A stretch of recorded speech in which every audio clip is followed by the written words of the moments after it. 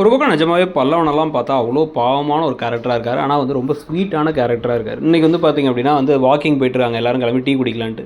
போகும்பொழுது பல்லவனும் இந்த பக்கம் வந்து பார்த்திங்க அப்படின்னா நிலாவும் சேர்ந்தே வந்து போயிட்டு இருக்கும்போது சோழனுக்கு சரியான கோவம் வருது. ஏன்னா நான் அங்கேருந்து கிளம்பி வந்ததே நானும் அவளை கூட ஒன்றா சேர்ந்து இருக்கிறதுக்கு தான் அப்படின்னா, அப்போ நான் எதுக்குறா நாங்கள் வந்தோங்கிறாரு. ஆனால் நான் என்ன தனியாக அவளை கரெக்ட் பண்ண போகணும், வாங்க நானும் அவளும் டீ குடிக்க போகிறேன் நான் சொல்ல முடியும், நீயா புரிஞ்சுக்கணும்ண்ணா அப்படின்னு இருந்துட்டு ஓவராக பண்ணுறாரு சோழன் சில சமயங்களில். பண்ணிகிட்டு இருக்கும் பொழுதே வந்து டக்குன்னு சேரன் என்ன பண்ணுறாரு, ஒரு கடைக்கு போனோம், கடைக்கு போகிற தூரம் வந்து ரொம்ப தூரம் தள்ளி இருக்குது, நீ என் கூட வாடா பல்லவான்னு கூப்பிட்டு போயிடுறாரு.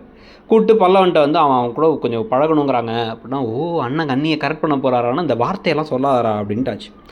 ஸோ கிளம்பி இப்போ வாக்கிங்லாம் போகும்பொழுது இப்போ என்ன ஆகுது அப்படின்னா, கொஞ்சம் கொஞ்சமாக சோழனும் நிலாவும் நெருக்கமாக வராங்க, பேசுகிறாங்க, பேசிட்டு வந்து நடந்த விஷயங்கள் அங்கே போகிறது இங்கே போகிறதெல்லாம் பேசிகிட்டு இருக்காங்க.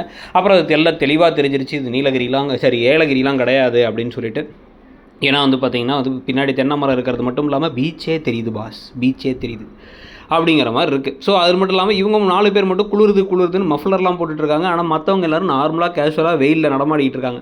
அடுத்து போட்டிங் போகலாமா, என்ன பண்ணலாம் ஏது பண்ணலாம் அப்படின்னு வந்து பேசிகிட்டு இருக்காங்க. பேசிகிட்டு இருக்கும் பொழுதே வந்து பார்த்திங்கன்னா இப்போ ஒரு மரத்தில் வந்து விழுத பிடிச்சி நான் தொங்கி தூளி ஆடுவேன் அப்படின்னு வந்து சொல்கிறாரு சோழன். நானும் ட்ரை பண்ணுறேன்னு முதல்ல ட்ரை பண்ணாங்க, ஆனால் ட்ரை பண்ணாலும் சக்ஸஸ்ஃபுல் ஆகல நிலாவுக்கு. நான் அதை விட மேலே இருக்கிறதில் ஜம்ப் பண்ணுறேன்னு சோழன் ஜம்ப் பண்ணி கீழே விழுந்துட்டார். உடனே இவங்க கை கொடுத்து தூக்குறாங்க. அங்கே ஒரு காதல் வருது.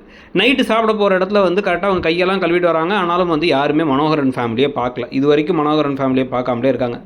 இதுக்கு பிறகு தான் வந்து எல்லாரும் ஒன்று சேர்ந்து போயிட்டு ஃபோட்டோலாம் எடுத்துக்க 4 பேர் அண்ணன் தம்பிங்களோட மட்டும் ஃபோட்டோ எடுத்து ரொம்ப நாள் கழிச்சு நம்ம 2 பேர் 4 பேராக சேர்ந்து ஃபோட்டோ எடுத்திருக்கோம் அப்படின்னு அந்த ஃபோட்டோலாம் பார்த்து ரசிச்சுட்டு இருக்காங்க.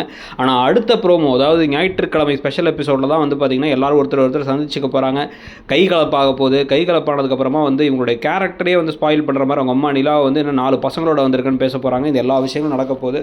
இதெல்லாம் பற்றி நீங்கள் என்ன நினைக்கிறீங்க, இந்த கதையில் என்னென்ன விஷயங்கள் நீங்கள் ரசிக்கிறீங்க, என்னென்ன விஷயங்கள் உங்களுக்கு பிடிச்சிருக்கு அப்படிங்கிறத சொல்லிட்டு கூடவே மறக்காமல் இடம் பொருள் சேனலை சப்ஸ்கிரைப் பண்ணி அந்த பெல் ஐக்கானையும் கிளிக் பண்ணிவிடுங்க. நீங்கள் பார்க்குற சீரியல்லே உங்களுக்கு பிடிச்ச சீரியல் இது ஏன் அப்படிங்கிறதையும் மறக்காமல் கமெண்ட் செக்ஷனில் மென்ஷன் பண்ணுங்கள். தேங்க்யூ.